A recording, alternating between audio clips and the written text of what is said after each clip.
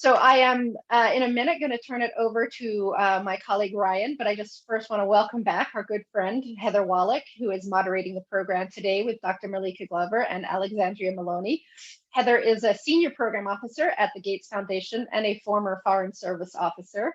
Dr. Glover is the executive director of WCAPS, which is Women of Color Advancing Peace and Security, and she's also with the CDC in Atlanta. So joining us from the Eastern Time Zone, as is Alexandria Maloney, who is the president of Black Professionals in Foreign Affairs. You have their biographies in the chat, or their biographies will be posted shortly, so I won't go into their backgrounds, otherwise we'd be here all night and we wouldn't get to the conversation, and that's what we're really all here for. But especially Alexandria and Maleeka, thank you so much. I know it's pretty late, and Alexandria, you're just running from one thing to the other to reach us, and we're really glad and appreciate spending the time with us. So we could do it after school hours so that as many students and teachers could join us as possible. Before turning it over, I'd like to have our Director of Global Classrooms, Ryan Hwalek, just give a quick word of welcome to the educators and students joining today. Thank you, Jackie. Again, my name is Ryan Hwalek. I direct the Global Classroom program. I want to thank all of the participants who are here for this program today. And I want to welcome all the educators and students who've joined us. This is a really important part of our mission in the Global Classroom, and I'm really looking forward to the discussion. So thanks again, and be sure and check out our website for lots of educator and student resources. All right, Heather, I'll turn it over to you. Thanks so much, Ryan, and thanks for everyone being here today, our esteemed panelists, as well as the big turnout for such an important topic. I want to make sure that we do have a lot of time for questions at the end, especially questions from our students in the audience. So I'm just going to kick it right off and ask about some big news that happened today. Today, President Biden signed a new executive order on further advancing racial equity and support for underserved communities through the federal government. This order is the latest in a series of executive orders, including the very first executive order signed by the Biden administration on President Biden's first day in office, which directs federal agencies, including our national security and international affairs agencies, to support the administration's commitment to diversity, equity, and inclusion. And I really encourage folks to read through this order and other relevant executive orders and the agency action plans, which were published last April, to get a little bit of more detail on what the administration's agenda has been. And I want to ask our panelists, I'll start with Maleeka and then move to Alexandria, to ask about how you would assess the impact of these executive orders. Are they an effective way to promote diversity, equity, inclusion, and accessibility, particularly in international affairs? And how would you rate the Biden administration's overall efforts in this area? What has been effective and where are they falling short? Dr. Glover? I think you have to, sorry, unmute. This is the second time when we had this test, I was on mute too. Okay, thank you so much for having me here tonight. It's not evening time for you guys yet, but I would say, one of the things that I think is really exciting about this is a, federal push to be dedicated to the space and committed to outcomes in this space. I can't say enough about the importance of sort of a top-down approach to making sure these things are implemented. There are lots of barriers to these things and from a practical standpoint of implementation. But it's really important, the one today, especially because I feel like it takes another step beyond just the checkbox approach to making sure that, we are doing the things that we, claim are diverse. But really steps into the space of allyship and building solidarity and engaging not only our formal policymakers and partners, but expanding that participation to our communities. So I'm really pleased to see the inclusion of community partnership and engagement and investment in underserved communities, because at the end of the day, that increases the voice of those populations, that increases the engagement, and that increases the empowerment of those communities, that then also adds to more diversity and national security.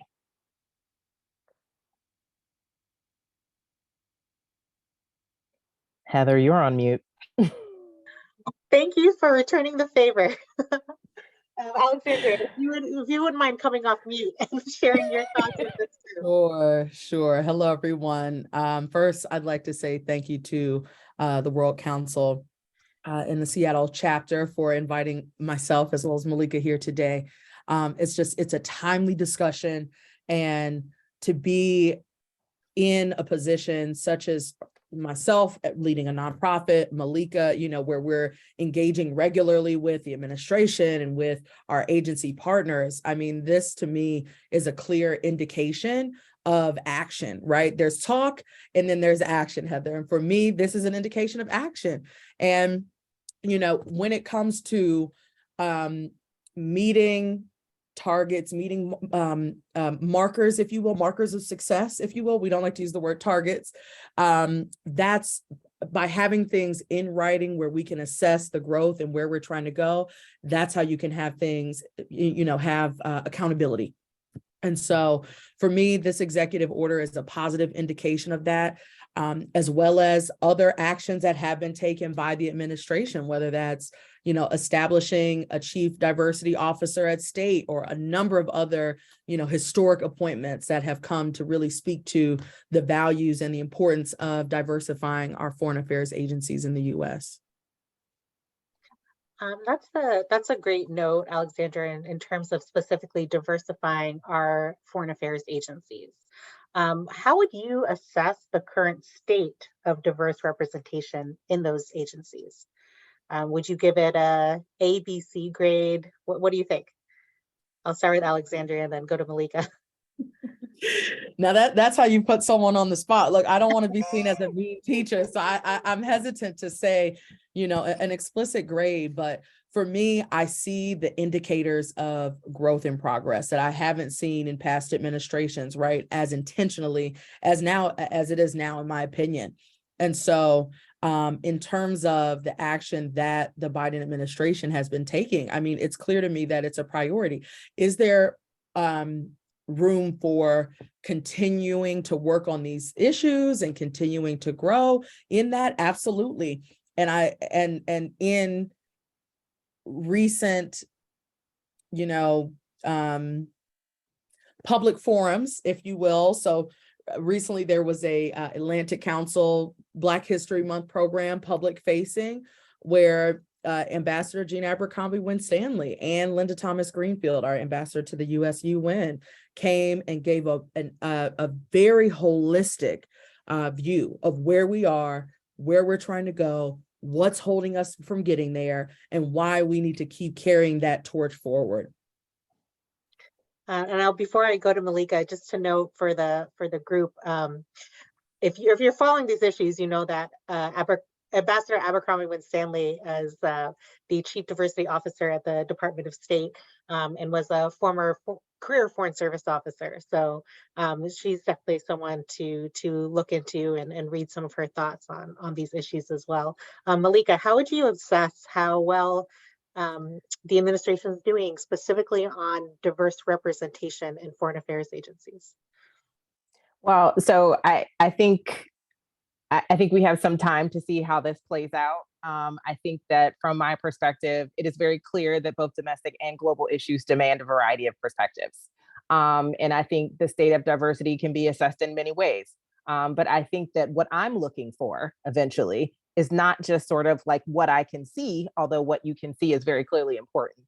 But what I'm looking for is sustainable changes in culture and what we view is important in terms of voice, perspective, when it comes to global issues and when it comes to national security. And so I'm looking for what's going to happen as we implement these executive orders, what's going to happen as we have all these sort of like diversity officers in place. What does it look like at the table? What does it look like when it comes to policy changes?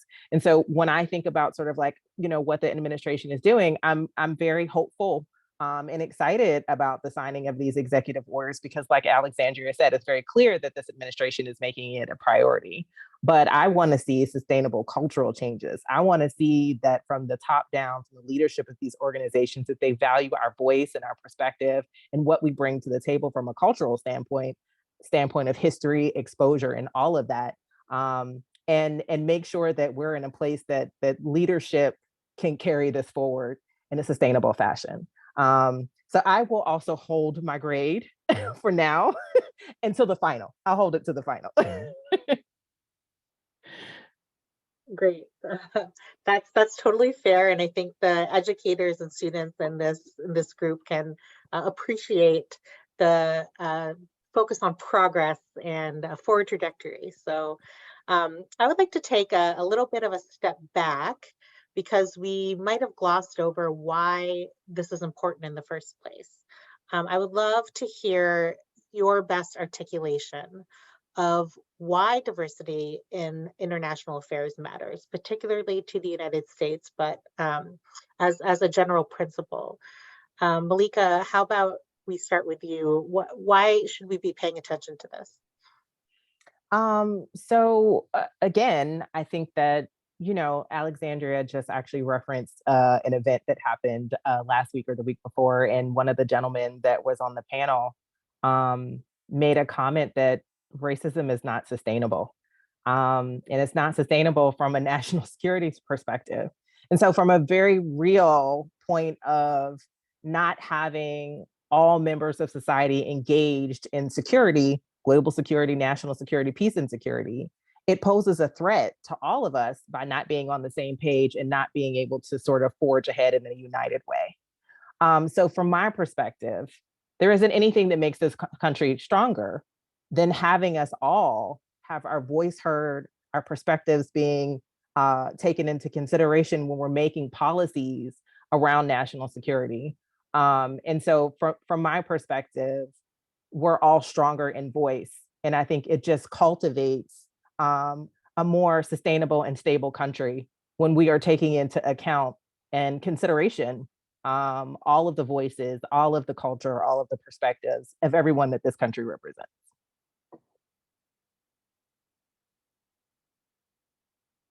Alexandria. A tough act to follow. Maleeka is so awesome. I feel like I'm fangirling here. Being on the panel with you. I'm so absorbed by what you're saying. I'm like, oh, it's my turn to speak. So the question is, why does diversity matter in international affairs at large, and how does it make our country stronger? This is the core to the work that Black Professionals in International Affairs does, that WCAPS does. If we're talking about making our nation a more robust and ready, right, in terms of facing the world's complex challenges and problems, that seems very challenging to do, right? If everyone sees the problem from the same lens or comes from a similar background, perspective, education, et cetera, right? That list goes on. And so when I think of like an example where this was important, I think about a personal example. So before coming on as president of BPIA, I was working as an officer with the Department of Defense.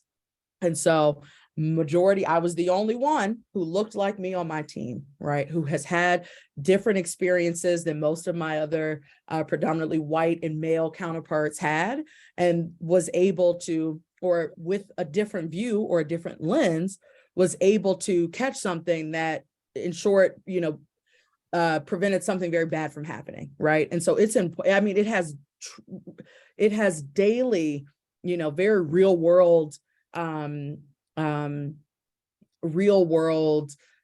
results, right, from having diverse folks and voices at the table. But more so than that, it's about our values, right? Like, this is a part of our democratic principles and the values that we align with, that should be aligning to our actions, right? So it's like, are we practicing what we preach as a nation, and that means not only having to ask ourselves these hard questions, but committing to put the backing, right, and the resources in developing these solutions. And so, do our institutions and our senior leadership across the international affairs and foreign policy apparatus, like, do they fully encompass and represent the vastness of the American people, similar to what Maleeka shared earlier?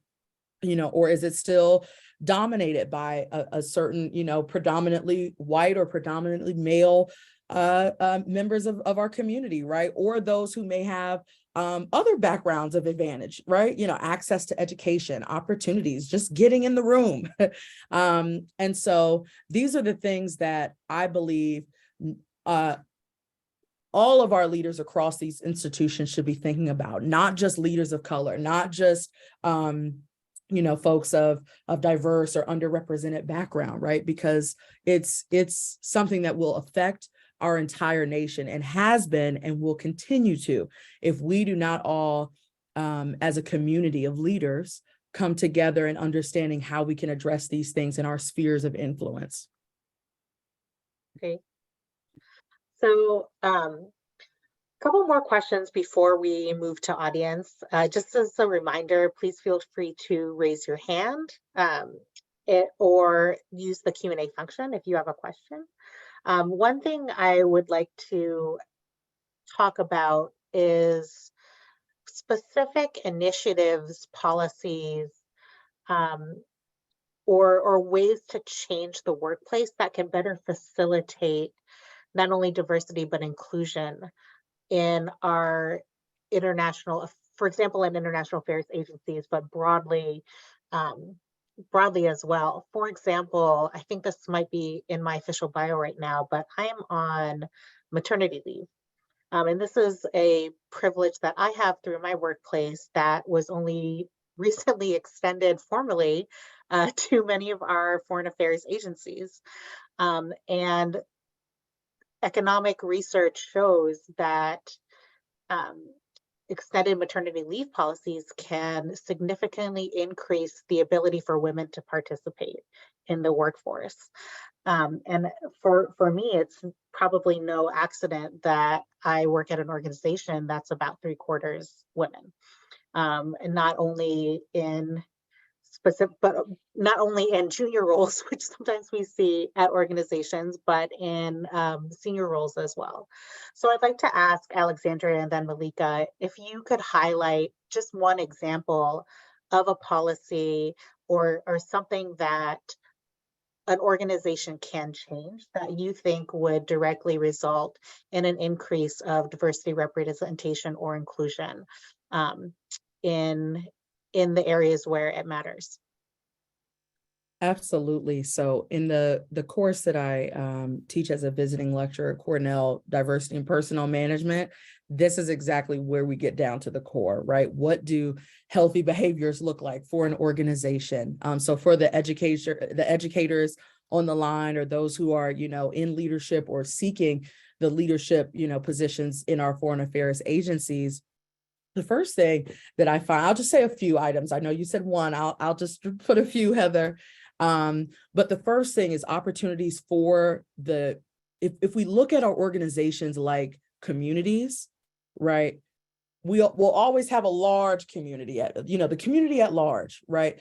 But within some of our agencies and organizations that are so large, we need communities that we feel a part of, whether that's cultural interest, background, language, other things. So I'm really supportive of organizations that encourage and put resources towards, ERG groups, employee resource groups, opportunities where members of the community can convene around what's important for them, right? So that's kind of a bottom up approach, but also from a top down approach, the leaning in of leadership, right? Who are prioritizing these things, DEIJ, not just talking about it, but asking, how are we being actionable about this? How are we tracking and being accountable for these things? An open and a curious posture at work. There's an excellent Forbes article. It's entitled "Building a Better Workplace for Black Employees." In my opinion, that title should say all employees, because it's an excellent article that goes through like some very specific, tangible examples about how leadership can really show up for employees of, for a diverse workforce and diverse workplace. Maleeka? So that was awesome, Alexandria. So I would only add two things to that, actually. I would say mentorship and inclusive networking groups, because let's be honest.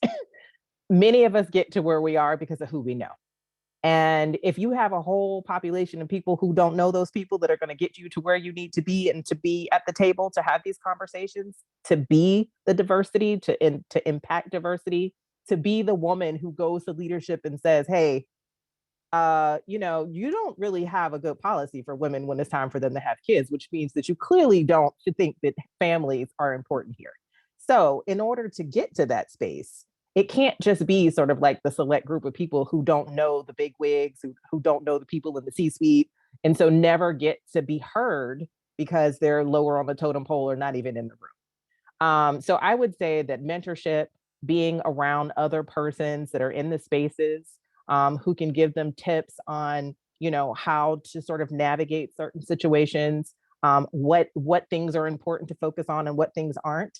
And I can't say enough about networking groups. I mean, it, we all know that sort of being in the room with other people who can get you places and do what you need to do is really critical and important. And even for me, you know, Alexander was mentioning something earlier, but like, I am completely enamored by the women that belong to WCAPS. I mean, I think they are like downright amazing.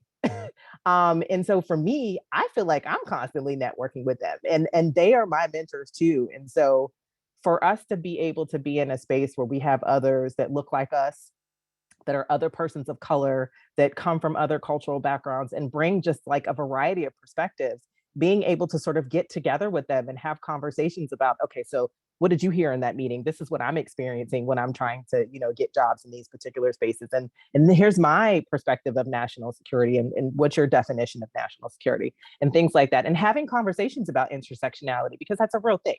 We don't come to the table as this narrow, you know, individual. We come with like 4 or 5 like people embedded in us. And so being able to be in the room where you can network and talk these things through and have somebody who's been there before you, and having those 2 ambassadors in that event last week for the Atlantic Council was just amazing, because I think people all were just like in awe by them sharing their experiences and how they have, you know, brought others along, and to make sure that that's also diversifying that space. So definitely leadership is key, mentorship is key, and really networking is key. All of those things are really important. So I have one last prompt before we go to audience Q&A, and that is to give you just a few moments to dig in a little bit more about the organizations that you represent.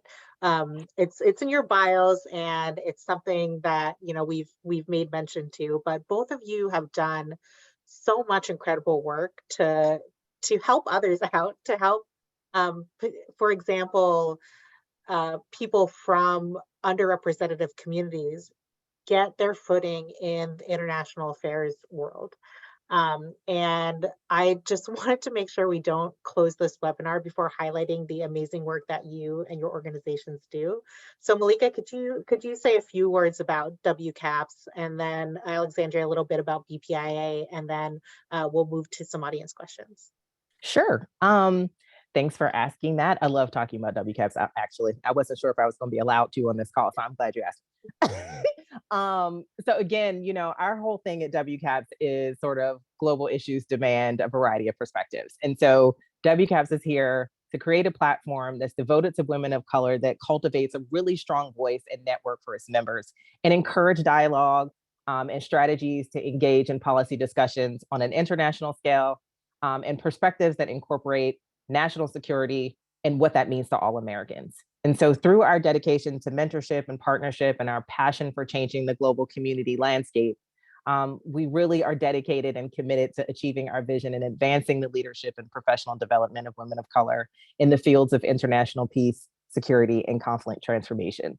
And so while all of these myriad of things are going on in the world with regard to, you know, non-proliferation and peacekeeping and weapons of mass destruction, we want to make sure that we have a sustained voice. And because we're women of color and we tend to be most impacted and affected by many of these conversations and many of these things, we want to make sure that community leaders in many parts of the world look like us. And we want to change the landscape of that conversation in general. So WCAPS is here to make sure that women of color have a voice, And I always say that, you know, really my focus is impact. I want to make sure that we're not just heard. I want to make sure we're seen. I want to make sure we're seen as experts. I want to make sure when you think of like, who do I go ask the question about peace and security? You come to one of us. And that's ultimately the goal of WCAPS, and to be that networking space and be that mentorship space and partner with organizations like BPIA so that we can just be all the more stronger in this space and really being supportive. And so that is WCAPS in a nutshell. Please come visit the website. I'm always happy to talk to people. You can email me anytime. And yeah, like I said, I'm always just really enamored and very honored to be over this organization and work with women like Heather as well, and Alexandria, who are both WCAPS members. So thank you. Awesome. So again, I'm here representing Black professionals in international affairs. We're a 501c3 organization on a mission to increase the involvement and engagement of African Americans and those of African descent in the international affairs field at large. And so we do that through 3 core program areas: education and exchange, professional development and mentorship, and business and economic development. And so we really focus on opening doors and opportunities to our community members and our members at large, to opportunities in the international affairs field. So we have a number of different partners that we like to work with, agencies, nonprofit, private sector across the board, in helping to solve for some of these complex challenges that we're faced with right now in our foreign affairs apparatus. And so that's the gist of our organization. We welcome all individuals of all backgrounds, right, to join. You come to BPI events. We are a friendly crowd. We welcome individuals of all backgrounds who have a love and an interest in international affairs, as well as a commitment to helping, to diversify the field at large. And so you can find more information on membership, our programs, our events at www.iabpia.org or reaching out to us directly for more information. Thank you both. Now I'm really excited to turn it to our audience to ask a few questions. I see that there's a hand raised. And we have a hand raised question from Dr. Nola Haynes, who honestly could have been a panelist in this discussion. And had I known she were available, probably should have asked her. But it's super exciting. We have Dr. Haynes, who is an advisory board member at State Department's International Security Advisory Board, a security fellow with the Trib National Security Project. I could probably go on and on listing her accolades, but I'll stop and just turn it over to her. Nola, please let us know what you have to ask. Hey, Heather, thank you so much for that wonderful introduction. I'm just fangirling being in a room with my 2 favorite women. I love, love, love Alexandria and Maleeka, and I am both WCAPS and BPIA. So I'm just here to support and represent, and I'm just in awe of these incredible women. So thank you so much for hosting this event and having this very important conversation. But my question is for anyone who would like to answer this question. So there's a lot of conversation going on about how the doors seem to be closing for interest in Black thought leaders, booking Black speakers, and, a lot of people like, the folks here on this panel. After George Floyd, there were a lot of opportunities that opened up. There were tons of DEIA programs, people pouring money into different organizations. And we kind of all collectively knew that that was going to be a very short window, that opportunity was going to be, it wasn't going to last forever. And there was a huge thread about it yesterday on Twitter. And so as it is Black History Month, my question is, how do we continue these conversations beyond Black History Month? How do we make things that are important for diversity important all year round and not just for the 28 days that exist in February? because it's really becoming a problem. And I'm very curious about how you, Alexandria, or Maleeka, have thought about this, and how each organization is perhaps thinking about a strategic plan to address this growing issue. Thank you. Well, thank you, Dr. Haynes, for that thoughtful question. I'm always nervous when Nola gets on because I'm like you said, she should be up here talking. Girl, why? So let me tell you I can tell you WCAT's perspective and I can tell you my thoughts. I think from a WCAT's perspective, this is a conversation we're going to be having all year, all the time, next year, the year after, whatever it is. That's not going to go away. I think from my perspective, we all know that sort of just from a historical standpoint, Americans have very short-term memories. So they get excited about things, money goes away, their interest goes away. And I think for me, the real thing is to have a conversation that's not always centered around sort of like, oops, something happened. And so it piqued everybody's interest. It really is, how do we have a conversation so that the rest of the world understands that if we do not have these conversations about diversity, it impacts everybody else. This is not just about how Black people feel. This is not just about how Latinas feel. This is not just about what the people who infiltrated America did to the original Americans that were here. This is about the fact that this is not sustainable for anybody in this world to keep at this pace, that diversity is not important, and that we continue to try to control the bodies of people of color. It's not healthy for anybody. It's certainly not healthy for us, but it's also not healthy for others. And I think really the conversation needs to come from that place of, this is the most beneficial approach to everybody who lives in this nation. And really, it's going to continue to be a problem, and it will only continue to escalate if we don't really address it from a standpoint of humanity. We are all people. Our melanin doesn't make us less of a person than anybody else. And so we have to shift the DNA, the culture, the everything that this country was built on in order to move us all forward. There will be no forward movement of this entire nation if we don't all get on board with the fact that all of us are important. We're all human beings. We all need respect. We don't need our bodies controlled. We don't need our minds controlled. We need to all just treat each other with respect and love and common sense of humanity just across the board. But all of this, not sustainable, and it's negative for everybody and not just us.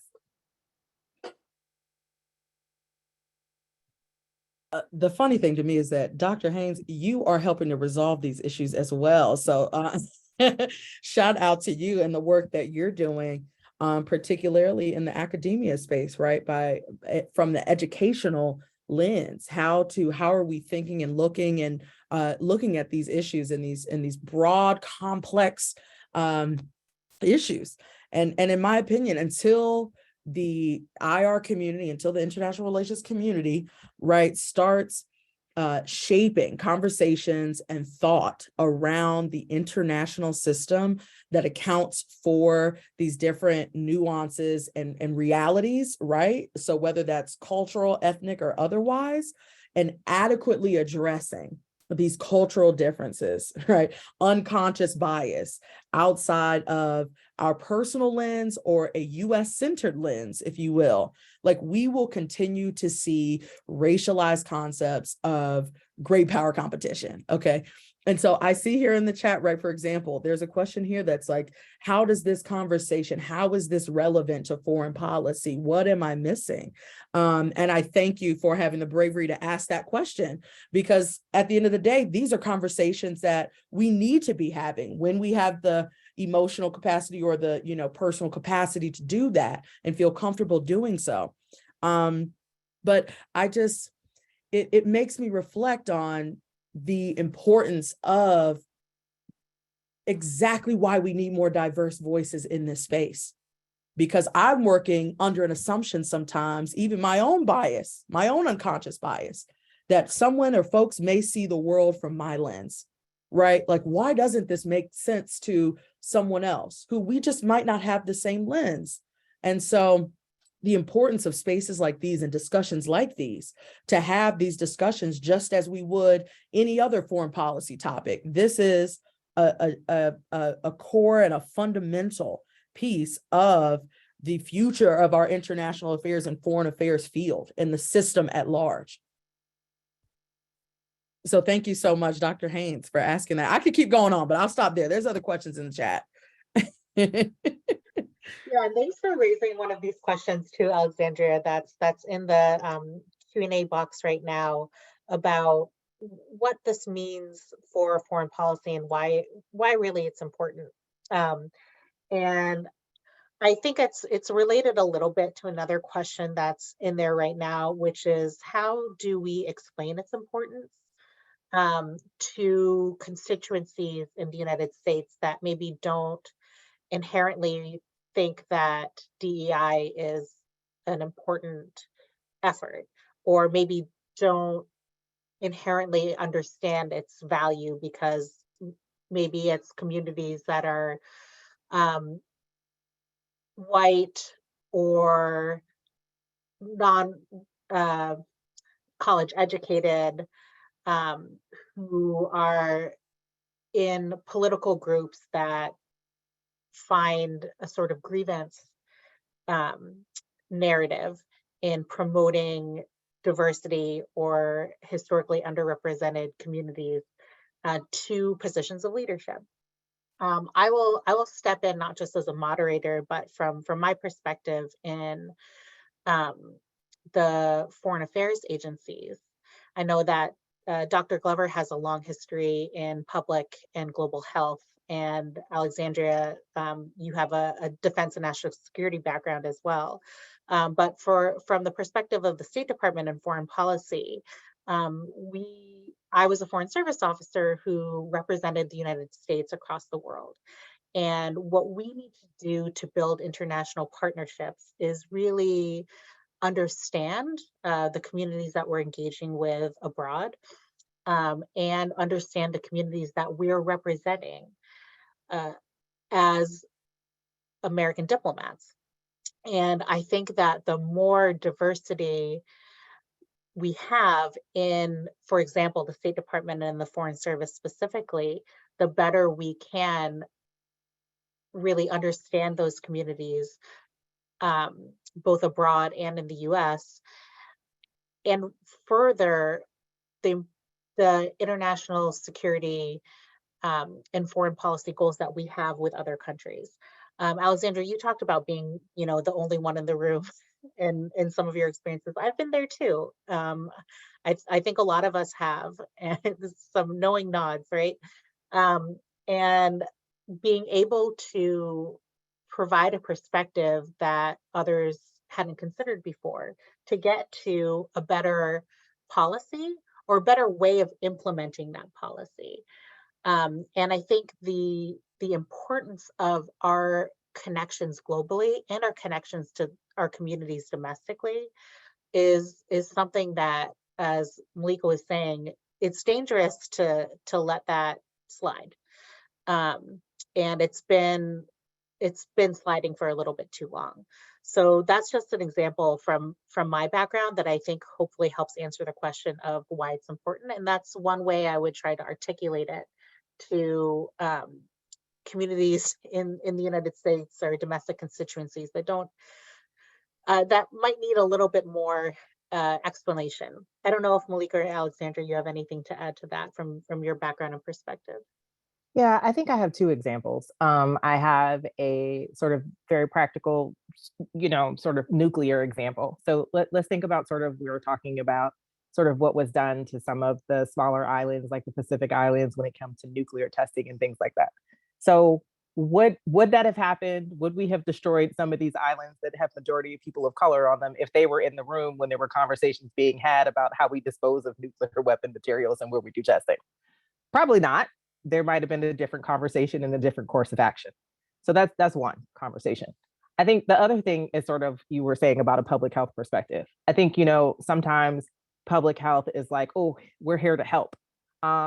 But if you don't actually know how to have a conversation with the people that you're helping or understanding sort of what their priorities are, why you're asking them to do things or demanding them to do things and take action, if you don't understand that what you're asking them to do is not a priority because they're concerned about eating that day or their lights aren't on, then it's very hard for them to focus on what it is that you're asking them to do and the behavior change that you're asking them to do when there are other things that are superseding how they get to where you're asking them to be.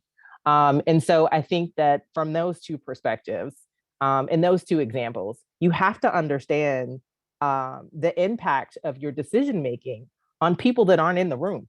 And you can only do that if you have representation from all of those folks that have the potential to be negatively impacted by whatever decisions that you're making. And if you're trying to do something good, you also have to have the perspectives of the people to understand, how do we actually speak the same language so I can get you to take the action that I need you to take, that ultimately I'm asking you to do for your own good. So I think that there is no way that we cannot proceed in a way that is helpful to all of our communities. And like you said, Heather, for an example, we can't send people out of the country to represent communities that we don't know anything about, because then people ask us questions about this community and why they aren't doing this, and all they have to go on is what they see on TV, and things like that, and sort of what movies have shown them, and then we can't, and then you send people out the country that have no idea, can't answer those questions, can't address those questions because they don't interact with those communities at all. And some of those communities look like the people here.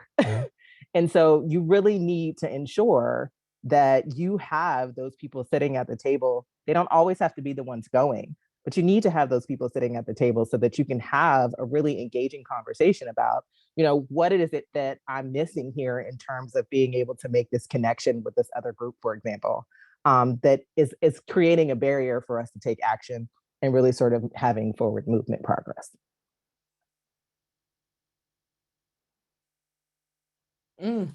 The fashion, I'm loving this conversation, first off, and the questions in the chat. And I think that the disconnect that I find in this paradigm as a society, and I'm going to frame it as intellectual institutions, right? Because that's how we operate as associations, councils, and organizations, right? We're based in an educational environment, is what we have considered, or what our history, right, has deemed, if you will, or what we continue to consider to be qualified or credentialed leaders, right, like established and the new thought leadership. So particularly in, international relations and policy and theory. And so a more inclusive IR community looks like diverse academics. It looks like diverse theorists who are publishing on a variety of different platforms and topics. They're included in textbooks. They're at conferences, right? The panels and discussions that are leading these conversations, these topics across our apparatus, in our intellectual institutions, right? The boards or who we consider to be leading IR experts and theorists who are making decisions, right, related to different communities of backgrounds, cultures, and the like, as well as who is providing the recommendations and the insight to our world leaders, which commonly come from organizations just like ours, right? Are there diverse perspectives at the table? Okay. What does the leadership of the establishment look like? What does it sound like? What does it think like? So we need more leadership in particular. I mean, throughout the entire, apparatus, but particularly in the leadership space, and academia and our nonprofit space, where we have these thought leaders, right, who are able, willing, and confident enough to speak to these challenging and complex problems. And so I don't want to skip ahead too much in the chat, but at least to address, folks are asking, well, I may be Caucasian or white, how can I help? Or I'm a part of a nonprofit, how do we stick to these commitments? And I like to say, by starting with, you're here, right? You're here. I can't work with you if you're not even if we're not showing up for ourselves. Right. And so in terms of those of us who are who may be in a leadership position, or not even, leading the team, but a part of the team, and want to have that type of impact, you consider these things to be a priority, right? is firstly, is having the courage to be, the willingness to adapt, evolve, and learn, right, as leaders, okay?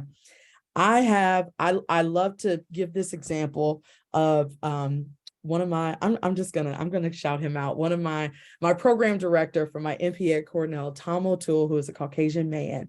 I have never met anyone more forward-leaning, wanting to talk it out, tell me what I'm doing wrong. How can we, are we on the right path? How can I'm sorry if this offends you. If I can ask it, please allow me to ask. I mean, really forward-leaning. And that makes me feel encouraged. I'm thankful that someone cares enough to want to help support and sees the importance, right? And the impact that this has, particularly in our educational and our intellectual institutions, in how we are shaping the next generation of leaders. Are we building leaders who are curious to learn, who are open to understanding and looking at these challenges, just like we would look at any other foreign policy challenge, to helping to solve this one as well? That's really beautiful, Alexandria. I love it so much. And I think that, you know, for many of us, if you're a woman, if you're a person of color, you're from some kind of underrepresented community, you've had the experience of being the only one in the room. And you may have also had an experience of like a white male colleague or leader that did reach out and help you. And I think that that's another important way. It doesn't matter who you are, you can help. And showing up is a great thing. And looking out for the next generation is a really important thing. That's right. Brendan, And in your sphere of influence, if I can just add that, because this can be a really daunting thing to hear about, you know, to hear these challenges. But, you know, imagine the folks who are on the receiving end of experiencing the challenges. So I encourage and implore us to, you know, reflect on, well, what could change look like in my sphere of influence? And it's like, well, where do I even start? What this conversation really comes down to when we're talking about culture that Maleeka mentioned, the essence of culture comes down to a sense of belonging. If you close your eyes right now and think about a time where you feel that you truly belong to a community, you close your eyes, you say, these are my people. I feel like I have a space here. I feel I'm supported. They've got my back. How are we as leaders in our foreign affairs space making our community as a whole, no matter how small or how big our sphere of influence is? How are we embodying that and creating that environment for those around us? Is it important to do that? That's the first question. And if you think that it is, how can we make our culture more inclusive? So we have a few questions outstanding.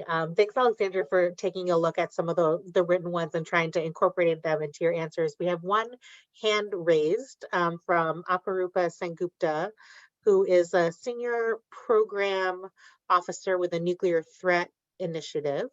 And I'm gonna have that be our final question before we wrap this up.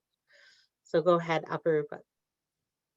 Thank you so much for giving me the opportunity to ask this question. I must admit, this is I'm also having a fangirl moment because I'm a huge admirer and fan of Ambassador Jenkins and the work Maleeka does and WCAPS. It's just tremendous. I have a two-part question. The discussion has been so profound so far. I have a two-part question. So number one is the women of color, or the lack thereof, the representation in the biosecurity or biothreat reduction field in general, and what can we do about it? How can we, and I know WCATS is doing some incredible work in that. I follow them ardently for a very long time. And the second part question, it is more so bringing up a personal challenge, if I can just take a second to say that. So being a first generation immigrant, on top of it, a woman of color from minority ethnicity, there are so many limitations, starting with the visa restrictions to which fellowships I can apply to. So I have had a really long road. I mean, after I graduated with my PhD in 2014, I have been working in the biosafety field, but I truly wanted to work in the global biosecurity, biothreat reduction, and global health security field. But I just couldn't get in any opportunity because what was open for everybody else wasn't open for me. So I really had to work very hard last 7-8 years. And finally, Nuclear Threat Initiative was generous enough to make me an offer. And I work for them right now as a senior program officer. My question is, I am most of the time, if not all, I'm the only one who looked like me with the similar background, with the immigrant, first generation immigrant. So I constantly go to these webinars and seminars because when I am out there giving a webinar myself, there are many people who look like me, whose careers are not going the way mine is. And I'm extremely thankful to my hard work and of course, some grace that is out there for me that I was able to make this mark. And I'm constantly thinking, what can I do for the next generation so people don't have to struggle and some people don't give up after struggling. And I'm extremely inspired and I would like to ask these two questions. And thank you so much again for the opportunity to letting me ask this question. Let me address the second question because I think that is an ongoing issue with restrictions about who can participate in what conversations and who can be in what internships and fellowships. And I have to say I'm a little bit, my husband calls me rowdy a little bit. So I am a little bit rowdy from the perspective of is I like to change policy. So who made that rule that you need to be a citizen or whatever it is to be allowed to apply for this fellowship? Because why is that the limit of the conversation? So I would personally figure out like who came up with that rule, why, and then figure out how to be at the table of having conversations about future iterations of the requirements for those fellowships and how we can adjust those requirements to incorporate people who are not just U.S. citizens, whatever the case may be, so that it can be more representative of the people who are actually interested in participating in those conversations and those discussions and really want to be in that space. So I would say that's kind of where I would go with that. And I've done this before at work where I was like, who's in charge of who comes into this program? I need to talk to that person. And really sort of being involved in changing that. And the first question about just sort of like how to increase representation, we have to bring people along.